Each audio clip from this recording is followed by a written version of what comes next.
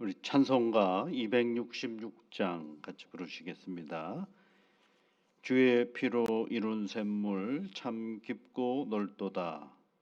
266장 찬송입니다. 주의 피로 이룬 샘물 참 깊고 넓도다. 구원하는 그 신능력 다 찬송할지라. 찬송하세 주의 보혈 그 샘에 지금 나가 죄의 깊이 빠진 이 몸 그 피로 씻어 맑히네. 죄악 세상 이김으로 거룩한 길 가는 나의 마음 성전 삼고 주께서 계시네. 찬송하세 주의 보혈 그 샘에 지금 나가 죄의 깊이 빠진 이 몸 그 피로 씻어 맑히네. 주 예수를 깊이 아는 놀라운 그 은혜, 하늘나라 즐거움이 매일 새롭도다. 찬송하세 주의 보혈 그 샘에 지금 나가 죄의 깊이 빠진 이 몸 그 피로 씻어 맑히네. 이른 아침을 저희들에게 허락하신 하나님 아버지, 감사 또 감사를 드립니다. 눈을 떠서 우리의 생명이 여전함을 깨닫게 하시고 알게 하여 주셔서 감사 또 감사를 드립니다. 오늘도 하나님께서 허락하신 이 귀한 날을 열심으로, 성실함으로, 감사함으로, 기뻐함으로 살아가는 우리 모두가 되게 도와주시옵소서. 우리가 맞이하는 이 새날은 만만치 않은 인생의 문제들이 있음을 압니다. 성령 하나님, 그러나 나 홀로 그 모든 인생의 문제의 짐을 지는 것이 아니라 수고하고 무거운 짐진 자들아 다 내게로 오라고 하신 주님과 동행하며 살아가는 날들이 오니 주 성령께서 함께 하심으로 우리 인생 가운데 찾아오시는 놀라운 하나님의 은혜를 늘 맛보아하는 복된 날 되게 인도하여 주시옵소서. 주 성령께서 함께하여 주시옵소서. 이 땅의 모든 교회들을 기억하시고 하늘의 은혜와 복으로 채워주시며 복음을 위하여 애쓰고 수고하는 교회 공동체들마다 교회의 머리이신 예수 그리스도만을 붙잡고 나아가는 신실한 믿음의 터전이 되어줄 수 있도록 은혜를 내려 주시옵소서. 감사를 드리며 예수님 이름으로 기도하옵나이다. 아멘. 베드로후서 2장 20절부터 22절까지 말씀을 보겠습니다. 베드로후서 2장 20절부터 22절까지 말씀입니다. 만일 그들이 우리 주 되신 구주 예수 그리스도를 알므로 세상의 더러움을 피한 후에 다시 그 중에 얽매이고 지면 그 나중 형편이 처음보다 더 심하리니 의의 도를 안 후에 받은 거룩한 명령을 저버리는 것보다 알지 못하는 것이 도리어 그들에게 나으니라. 참된 속담에 이르기를 개가 그 토하였던 것에 돌아가고 돼지가 씻었다가 더러운 구덩이로 도로 누웠다 하는 말이 그들에게 응하였도다. 아멘. 이제 2장 마지막 부분을 설명을 하면서 베드로 사도가 얘기하는 것이 뭐냐면 두 개의 짐승을 얘기하고 있죠. 개와 그 다음에 이제 돼지 얘기를 하고 있습니다. 개나 돼지나 인간이 가지고 있는 어떤 욕구에 따라서 정결하게 하기도 하고 그다음에 여러 가지로 모양을 만들어낼 수는 있지만 그 본래의 모습은 우리가 억지할 수가 없죠. 그러니까 이 개가 그 토해했던 것을 먹고 돼지가 씻었다가 더러운 곳에 돌아가는 것, 그것이 아무리 그 개와 돼지를 좋은 곳에 갖다 놓아도 그네들이 가지고 있는 본래성을 잃어버리지를 않는다, 그 얘기를 하면서 그런 부류의 사람들이 누구냐, 거짓 선지자들이다라고 얘기를 하면서 20절과 22절 말씀에 얘기를 하고 있죠. 20절 말씀에 보시면요, 만일 그들이 우리 주 되신 구주 예수 그리스도를 알므로 세상의 더러움을 피한 후에, 이렇게 돼 있죠. 그 다음에 21절에도 보면 후에라는 말이 또 나오죠. 의의 도를 안 후에, 이렇게 돼 있어요. 이게 무슨 얘기를 하려고 하느냐면, 진짜 이 사람들이 예수를 믿는 사람이라면, 진짜 예수를 구주로 영접하고 믿음의 길을 걸어가는 사람이었더라고 한다면 거짓 선지자를 안 한다라는 것입니다. 그 얘기는 다시 처음으로 돌아가면, 그네들은 본래부터 누구를 믿지 않았다라는 얘기를 하려고 하느냐면 예수를 믿지 않았다라는 얘기를 하려고 하는 것입니다. 그러니까 거짓을 가지고 교회로 들어오는 것, 그래서 교회 안에서 이런저런 얘기를 많이 하죠. 복음 얘기도 하고요, 교회에서 사용하는 언어들을 다 사용합니다. 예수 그리스도 얘기도 하고, 끄떡하면 은혜 얘기도 하고, 사랑해야 된다라고 얘기도 하고, 용서해야 된다라는 얘기도 하고, 그리스도 안에서 우리가 자유로워졌다라는 얘기도 하는데, 사실은 그런 언어들은 다 무엇을 가리기 위한 하나의 방편이었느냐라고, 자기의 거짓을 가리우는 방편이었다라는 것을 얘기해주고 있습니다. 처음부터 그리스도를 믿는 사람이 아니었음을 얘기해주고 있다라는 것입니다. 이렇게 얘기하는 이유는 몇 가지가 있죠. 예수님께서도 그런 말씀하셨어요. 산상수훈 마태복음 7장에 있는 말씀에 보면 그 열매로 뭘 알 수가 있다 그랬느냐면 나무를 알 수가 있다라고 얘기를 했거든요. 어떤 열매를 맺느냐에 따라서 나무를 알 수가 있다라는 거죠. 그러니까 우리가 가지고 있는 신앙의 본질은 어디로부터 출발해야 되느냐 하면, 그가 가지고 있는 무엇으로부터 출발하는 것이 아니라 바로 예수 그리스도의 구원의 은혜로부터 출발한다라는 사실을 우리가 잊지 말아야 하는 것입니다. 그러면 예수를 구주로 영접한 믿음의 사람들에게 있어서는 베드로 사도가 그런 얘기를 했죠. 그 이유, 예수 믿는 사람 믿음의 이유는 뭐예요?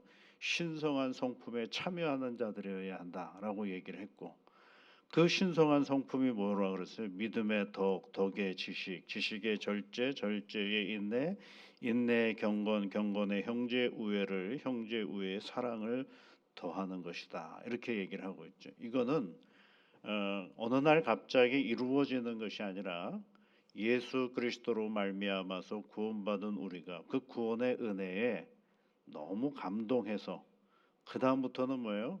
나를 부르신 하나님에게 맞도록, 나를 부르신 하나님의 은혜에 걸맞는 내 인생을 만들어 가도록 수고하고 애쓰는 자리거든요. 그러니까 구원은 하나님으로부터 우리가 받은 선물이라면 선물 받은 그 사람이 선물을 함부로 취급하면 안 되지 않겠습니까? 그 선물에 걸맞는, 내게 주신 선물에 걸맞는 인생을 만들어가는 작업, 그것이 이제 성화죠. 성화의 삶은 누가 하는 것이냐 하면 내가 하는 것이고, 그 성화의 삶을 통해서 맺게 되는 열매가 성령의 9가지 열매일 수도 있고, 그리고 그 모든 일들을 이제 그리스도인의 많은 믿음의 삶을 살아가는 거죠. 근데 이제 이 베드로 사도는 이 거짓 선지자 2장을 얘기하면서 계속 우리에게 말해주고 있는 건, 거짓 선지자의 출발은 어디로부터 되어 있느냐? 탐욕으로부터 되어 있다라고 얘기를 했어요. 탐욕으로부터 되어 있는 거죠. 그러니까 예수를 믿으려고 교회로 들어온 것이 아니라 자신의 탐욕의 방편으로 교회를 선택하는 그런 부류의 사람들이 누구냐면 이 거짓 선지자들이었다라는 것입니다. 그래서 굉장히 신비한 언어들을 사용하기도 하고, 그 다음에 굉장히 자신 스스로가 남들과 다른 어떤 체험을 있는 것처럼 얘기를 하지만, 다시 한번 여러분 강조를 하지만 3절 말씀에 보시면 탐심으로써 지어낸 말을 가지고 사람을 어떻게 해요? 이득으로 삼는다라는 얘기를 했고요. 그쪽 쭉 더 내려오다 보면 12절 말씀에는 뭐라 그랬어요? 그네들은 본래 잡혀 죽기 위하여 난 이성 없는 짐승과도 같다, 이런 얘기를 했고요. 13절 말씀에 보면 불의의 값으로 불의를 당하며 낮에 즐기고 노는 것을 기쁘게 여기는 자들이니 점과 흠이라, 흠결이 있는 사람들이다 라고 얘기를 했고요. 그 다음에 이제 13절 뒷부분에 보면 그들의 속임수로 즐기고 놀며, 이렇게 돼 속이는 자들이다. 14절에는 뭐라고 그랬어요? 음심이 가득한 눈을 가지고 범죄하기를 그치지 아니하고 굳세지 못한 영혼들을 유혹하며 탐욕에 연단된 마음을 가진 자들이다. 탐욕에 연단된 마음을 가진 자들이다라고 얘기해요. 저주의 자식이다, 이렇게 얘기를 했어요. 그러니까 우리가 보통 거짓 선지자들이 또는 그 이단들이 예수를 믿다가 변질된 것처럼들 우리가 얘기할 때가 많잖아요. 아니라는 거예요. 그럴 리가 없다는 거예요. 예수를 진정으로 나의 구주로 영접한 사람은 거짓 선지자가 될 리가 없다. 그러니까 처음부터 출발부터가 거짓이었다라는 것입니다. 가다가 변질이 된 게 아니라 처음부터 출발부터가 잘못됐다라는 것입니다. 그러니까 탐욕으로부터 시작된 이 종교성을 얘기하는 것입니다. 여러분, 우리가 세상을 살아가면서요, 탐욕이라는 게 참 많잖아요. 이 탐욕이 어디로 들어올 때 제일 무서우냐면 이 종교 안에 들어올 때 제일 무섭습니다. 이게 제어가 어려워요. 왜냐하면 이게 종교, 불교도 그렇고 모든 종교의 언어들은 좀 경건하지 않습니까? 그 탐욕은 좀 추하거든요. 그런데 그 추한 것들이 이 종교의 언어로 싹 포장을 해버리면 참 그럴 듯하거든요. 예, 굉장히 그럴 듯합니다. 그러다 보니까 여러분 거기서 항상 문제가 많이 일어나는 이유가 거기에 있는 것입니다. 이 베드로 사도는 그 얘기를 지금 해주고 있는, 거짓 선지자들이 뭐 예수 믿다가 변질된 거냐? 천만에 그런 사람들 아니다. 거짓은 뭐로부터 시작했대요? 탐욕으로부터 시작을 했고 그 탐욕이 처음부터 들어오게 되었다라는 얘기를 해주고 있는 것입니다. 그러니까 뭐라고 얘기를 해요? 21절 말씀에 보면 알지 못하는 것이 도리어 그들에게 나으니라, 이렇게 돼요. 알지 못하는 것이 그들에게 더 낫다. 그러니까 거룩한 명령을 저버리는 것보다 알지 못하는 것이 그들에게 낫다라고 얘기하는 건 거룩한 명령을 그네들이 저버린 게 아니에요. 처음부터 그네들은 거룩한 명령과는 상관없이 신앙의 자리를 뭐로 바꿔가느냐면 탐욕의 늪으로 삼고 있었던 사람들이라는 것입니다. 그래서 여러분 교회 공동체 안에도 보시면은요, 교회 공동체가 무슨 싸움을 하거나 이런 거 할 때 보시면 무슨 큰 거룩한 명분을 가지고 싸우지 않습니다. 대개 보면 그 깊이 들어가다 보면 결국 뭐밖에 남줄 않냐면 탐욕밖에 남지를 않아요. 서로가 가지고 있는 열매. 이 베드로도 이런 얘기를 했지만 사도 바울도 그런 얘기를 했어요. 빌립보서에 있는 말씀에 보면 그들의 마침은 멸망이다, 이렇게 돼 있어요. 교회 공동체 안에 들어와 있는 거짓을 향하여서 뭐라, 그들의 마침, 그들의 끝은 멸망이다. 그들의 신은 배요, 이렇게 돼 있어요. 배요. 이 둥둥 떠다니는 배를 말하는 것이 아니라 우리의 육신의 배를 말하는 것입니다. 그들의 신, 그렇죠. 그러니까 이 거짓으로 교회 공동체 안에 들어와 있는 사람들에게 있어서 신, 하나님이 아니에요. 그들에게 있어서 신, 하나님은 누구냐면 자기 배라는 거예요. 이게 뭐예요? 탐욕을 얘기해주고 있는 것입니다. 그 영광은 그들의 부끄러움이고 땅의 일을 생각하는 자들이다, 이렇게 얘기를 해주고 있어요. 베드로도 그렇게 얘기하고 그다음에 이 사도 바울도 교회 공동체 안에서 들어온 이 거짓에 대하여 그렇게 얘기를 하고 있습니다. 우리는 거짓이라 그러면 굉장히 이렇게 신비롭고 그리고 굉장히 그 뭐라 그럴까 우리가 일반적인 언어를 사용하지 않는 이런 것들로 우리가 생각하는데 이 거짓의 가장 큰 특징은 뭐냐? 베드로도 그렇고 사도 바울도 그렇고 그 뭐라고 하느냐면 탐욕이라고 보았다라는 것입니다. 그래서 여러분 이 이단이든 정통이든 간에 이 종교성을 가진 사람들이 탐욕을 갖기 시작하면 그것은 걷잡을 수 없는 들불처럼 온 모든 것들을 다 불태워버리는 그런 일들이 너무 많은 것이죠. 그래서 오늘날도 여러분 우리 신앙의 자리를 걸어가면서 내 신앙에 탐욕이 우선인가 아니면 예수가 우선인가를 늘 긴장 관계를 가져야 되거든요. 그 긴장 관계가 없어버리면 정말 무섭습니다 이게. 그래서 우리가 진정 구원받은 성도들의 표시가 뭘까? 내가 정말 구원받은 그 표시가 뭘까? 뭐라고 생각을 하십니까, 여러분들은? 내가 구원받았어요. 정말 구원받았어요. 근데 구원받았다라는 어떤 표시가 드러나야 되지 않겠어요? 그럼 뭐라고 얘기를 해야 될까요? 저는 뭐라고 생각하냐면 두려움과 떨림이라고 생각을 해요. 그 죄의 모습을 볼 때마다 두려워해야 되거든요. 사악한 어떤 그리고 우리의 탐욕이 먼저 드러나는 자리를 볼 때마다 내가 두려워해야 돼요. 야 이거 겁나야 되는데 하나님의 이름으로 겁을 내지를 않아요 사람들이요. 사실은 겁이 나야 되거든요. 누가 내 앞에 계시기 때문에요. 하나님이 내 앞에 계시니 이것 때문에 겁이 나야 되고 두려워해야 되고 그리고 떨어야 돼요. 긴장해야 되고. 그런데 그런 게 없어져 버렸어요. 뭐 때문에? 나는 구원받은 백성이라라는 생각을 하기 때문에 그렇습니다. 심각한 죄를 지었으면 내가 부득이하든 원치 않던 어떤 죄의 자리에 내가 있었다라고 한다면 무서워해야 되거든요 이게. 그래서 그 자리를 빨리 떨어져 나가야 되고 내가 정말 무서운 생각을 했다고 한다면 얼른 하나님 앞에 엎드려야 되는데 그런 마음들이 점점 없어져 가는 거죠. 긴장하지 않으면 안 되는 거죠.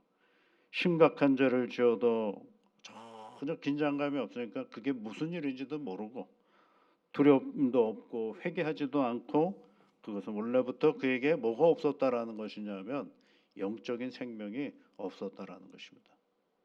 그래서 저는 하나님의 교회를 향하는 우리의 마음의 자리가 역시 이래야 된다 그러죠.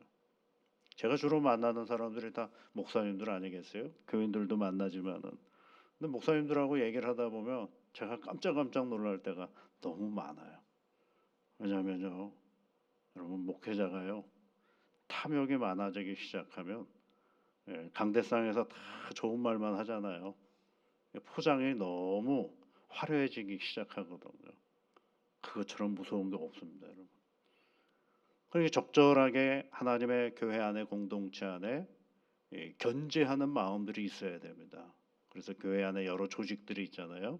당회가 있고 재직회가 있고 공동회가 있고 이것이 서로 잘 조율을 해가지고 서로를 그 자리를 이탈하지 않도록 견제하게 만들고 그러면서 건강하게 하나님의 은혜의 공동체를 만들어가는 역할들을 해야 되는데 여러분 이런 얘기 많이 들어오죠. 목사에게 순종하라는 얘기 많이 들었지 않으세요?